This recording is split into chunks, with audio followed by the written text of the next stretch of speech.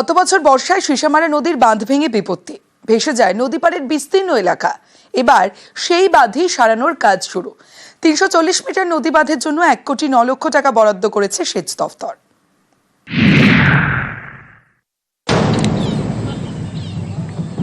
গত বছর বর্ষায় নদী বাঁধে ভাঙন, সেই বাঁধই সংস্কারের কাজ শুরু করল সেচ দপ্তর।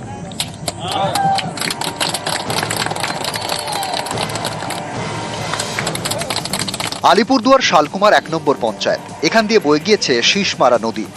গত বছর বর্ষায় ফুঁসে ওঠে প্রায় ৩৪০ মিটার বাঁধ ভাঙে, ভেসে যায় বিস্তীর্ণ এলাকা। নদীর আগোয়া জলদাপাড়া জাতীয় উদ্যানও প্লাবিত হয়।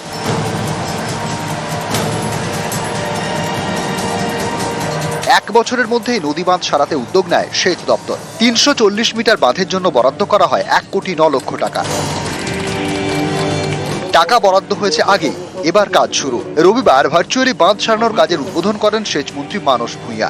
অনুষ্ঠানে ছিলেন আলিপুরদুয়ারের বিধায়ক সুমন কাঞ্জিলাল। আমরা চাইছি যত তাড়াতাড়ি এই ৩৪০ মিটার বাঁধের যে প্রোটেকশন ওয়ার্ক সেই কাজটা সম্পন্ন হোক। এলাকার বাসিন্দারা গত ২ বছর খুব আতঙ্কে কাটিয়েছে বর্ষার সময়। আমরা আশা করছি যে তাদেরকে কিছুটা হলেও আমরা আতঙ্ক মুক্ত করতে পারবো। একটা স্থায়ী বাঁধের নির্মাণ হচ্ছে। গত বছর নদীর বাঁধ ভেঙে ভোগান্তি, সেই বাঁধই সারানোর কাজ শুরু। এতে স্বস্তিতে নদী পাড়ের বাসিন্দারা। এই বাঁধ নির্মাণের ফলে এতদ এলাকার সমস্ত জনগণের উপকার হলো। এতদিন ছিল না, আমরা খুব ভয়াবহ হয়ে ছিলাম। এই বাঁধটা যদি হয়, এর থেকে আমরা খুশি আর কিচ্ছু হব না। আলিপুরদুয়ার থেকে রাজকুমার কর্মকার, নিউজ ১৮ বাংলা। দক্ষিণ দিনাজপুরে ঝড়ের তাণ্ডব, গঙ্গারামপুরে তছনছ পরপর বাড়ি। ঝড়ে ভেঙেছে বিদ্যুতের খুঁটি। গঙ্গারামপুরের বেশ কিছু এলাকায় বিদ্যুৎ নেই। ঘর ভাঙায় প্রতিবেশীদের বাড়িতে আশ্রয়। ক্ষতিগ্রস্তদের পাশে থাকার আশ্বাস পঞ্চায়েত প্রধানের। ঝড় আসছিল ৩টের দিকে, ২-৩ মিনিট ঝড় ছিল, তাতে মনে তছনছ হয়ে গেল। গোটা বাড়ি ঘর সব টিন উড়ে চলে গেছে। সব যাই জিনিস তো ভিজে গেছে, যা চাল ধান যা সব ভিজে গেছে। আমাদের তো টিনের বাড়ি, টিনগুলো সব ডুবে গেছিল ঘরের মধ্যে। আমরা বাচ্চা নিয়ে ৩ মাসের বাচ্চা নিয়ে পাশের বাড়িতে গিয়ে আশ্রয় নিয়েছি। কতগুলো বাড়ির ক্ষয়ক্ষতি হয়েছে আশেপাশে? আশেপাশে আমাদের এই দিকটা গোটাই হয়েছে।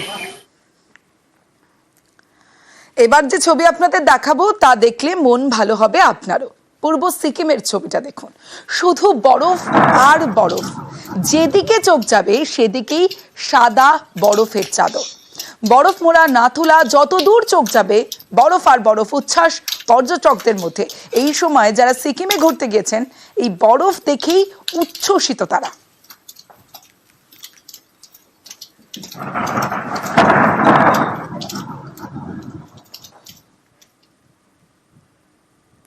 এপ্রিল মে গরম পড়লেই ঝরে পড়ে মহুল গাছের ফুল। এই ফুলই বিক্রি করা হয় বাজারে। পুরুলিয়ার জঙ্গলমহলের বাসিন্দাদের মুখে হাসি ফোটে।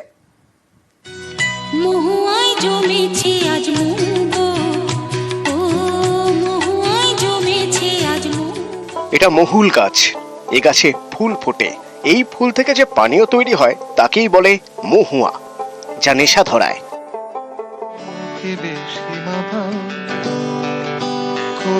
কবিতা মহুয়ার দায় নেই হিসেবে দেবা। পুরুলিয়ার জঙ্গলমহলকে মাতাল করে মহুয়া। গরম পড়লেই শিউলি ফুলের মতো ঝরে পড়ে মহুল ফুল। এই মহুল ফুল শুকিয়ে বাজারে বিক্রি করা হয়, তাতেই হয় লক্ষ্মী লাভ। তো এমনিতে আমাদের কিছু রোজগার ইনকাম বলে কিছু নেই। এই যে সময়ে বছর একবার মহুল হয়, হ্যাঁ, মহুলটা সেটা কুড়িয়ে সেটা আমরা শুকনো করি। শুকনো করার পর সেটা আবার বিক্রি করি কোনো দোকানে কিংবা কোনো হাটে। মহুল ফুল থেকে তৈরি করা হয় মহুয়া। এছাড়া সর্দি কাশি, বংক্রাইটিসের মতো রোগের মোকাবিলায় মহুল গাছের ফল কার্যকরী বলে দাবি। গাছতলা আছে, মহুল কুড়াচ্ছি, এখন মেলে দিব, খামারে মেলে দিব, শুকনো হবে কাল পরশু। তারপর ওই কুড়াই নিয়ে যাবো। কেমন দাম? ৩৫ টাকা। এপ্রিল মে জঙ্গলমহলের জেলাগুলিতে চাঁদি ফাটা গরম, কিন্তু পুরুলিয়ার জঙ্গলমহল জানে এই ২ মাস মহুলের মাস। এই ২ মাসে লক্ষ্মী লাভ। পুরুলিয়া থেকে ইন্দ্রজিৎ মণ্ডল, নিউজ ১৮ বাংলা।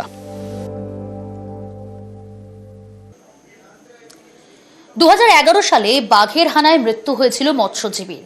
14 বছর পর হাইকোর্টের নির্দেশে পরিবারকে আর্থিক সাহায্যের ঘোষণা করা হয়েছে। এখানেই অনেকে প্রশ্ন তুলছেন যে 14 বছর লেগে গেল এই আর্থিক সাহায্য পেতে। সুন্দরবন মৎস্যজীবী ইউনিয়নের তরফ থেকেও কিন্তু নানা প্রশ্ন সামনে তোলা হচ্ছে এবং বন দফতরের দিকেই আঙুল তুলছেন তারা।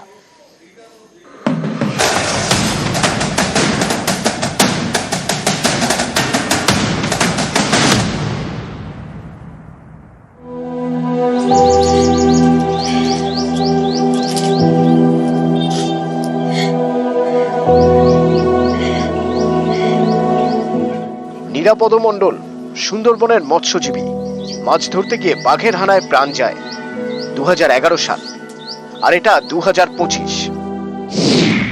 14 বছর পর তার পরিবারকে আর্থিক সাহায্য দেওয়ার নির্দেশ হাইকোর্টে। বন দপ্তরকে 5 লক্ষ টাকা দিতে হবে, বুধবার নির্দেশ দেয় হাইকোর্ট।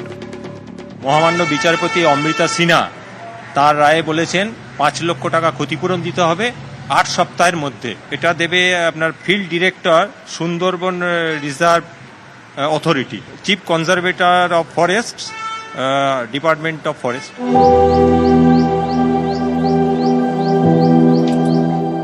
নিরাপদ মণ্ডলের পরিবারের সঙ্গে তালিকায় রয়েছে আরো 2টি পরিবার। তাদেরও আর্থিক সাহায্য করতে বলা হয়েছে, কারণ ওই 2 পরিবারের 2 জন মাছ ধরতে গিয়ে বাঘের হানায় প্রাণ হারিয়েছেন। কেউ 11 বছর আগে, কেউ 6 বছর আগে। অনেকেরই প্রশ্ন, মারা যাওয়ার এত বছর পরে কেন আর্থিক সাহায্য? মৎস্যজীবীদের পরিবারের দাবি, মাছ ধরতে গিয়ে বাঘের হানায় মৃত্যু, নথিপত্র দিয়ে এটা প্রমাণ করাই সমস্যা, তাই বন দপ্তরের থেকে আর্থিক সাহায্যও মেলেনি। শেষমেশ কলকাতা হাইকোর্টে মামলা করা হয়, সেখানেই আর্থিক সাহায্যের নির্দেশ দেন বিচারপতি। মাছ ধরতে যাওয়ার জন্য দেওয়া হয় বোট লাইসেন্স সার্টিফিকেট, বিএলসি। এই লাইসেন্স দেয় বন দপ্তরের সুন্দরবন টাইগার রিজার্ভ। সুন্দরবনের মৎস্যজীবী ইউনিয়নের দাবি, মৎস্যজীবীদের অনেকেরই বোট লাইসেন্স সার্টিফিকেটের মেয়াদ ফুরিয়েছে, বন দপ্তর নতুন লাইসেন্স ইস্যু করছে না, তাই অনেকে নিয়ম ভেঙে অন্যের বোট লাইসেন্স সার্টিফিকেট ভাড়া নিয়ে মাছ ধরতে যান। যে যেমন পেরেছে, যাদের খুব বেশি প্রয়োজন তার হয়তো কেউ 60,000 নিয়েছে, কেউ 70,000 নিয়েছে, এরকম দিয়ে বেশিটা ভাড়া দেওয়া হচ্ছে। অন্যের বোট লাইসেন্স সার্টিফিকেট ভাড়া নিয়ে যেসব মৎস্যজীবী সমুদ্রে যান, তাদের কারো বাঘের হানায় প্রাণ গেলে সংশ্লিষ্ট পরিবার পড়ে বিপাকে, কারণ খাতায় কলমে প্রমাণ করাই কঠিন যে ওই মৎস্যজীবী সমুদ্রে মাছ ধরতে গিয়েছিলেন। সেক্ষেত্রে বন দপ্তরের আর্থিক সাহায্যও মেলে না। সুন্দরবনের মৎস্যজীবী ইউনিয়নের দাবি, কয়েক দশক ধরে বন দপ্তর নতুন লাইসেন্স ইস্যু করে না, এর জেরেই এত সমস্যা। আমার যেটা মনে হচ্ছে যে এই যারা মারা গিয়েছিল এবং তাদের পরিবারকে এত বছর শুধুমাত্র এই ডিপার্টমেন্টের গাফিলতির কারণে হাইকোর্ট যখন রায় দিয়েছে, নিশ্চয়ই সত্যতা যাচাই করেছে, তাহলে এটা হাইকোর্ট করার দরকার হতো না যদি ওরা নিজেরা একটু সহানুভূতির সাথে দেখত। তারা ভাড়া নিয়ে যাচ্ছে, তার প্রুফ কি? তারা কোথাও কি জানিয়েছে যে আমরা ভাড়া নিয়ে যাচ্ছি? তারা জানাক আমাদেরকে যে আমরা, আমাদের কার্ড নেই, আমরা মুখের কার্ড, সে মাছ ধরতে যায় না, তার বিএলসিটা নিয়ে আমরা ভাড়াতে যাচ্ছি। তারা যদি না জানায় তো আমরা তো জানতে পারবো না। দক্ষিণ 24 পরগনা থেকে অনুপ বিশ্বাস, নিউজ 18 বাংলা।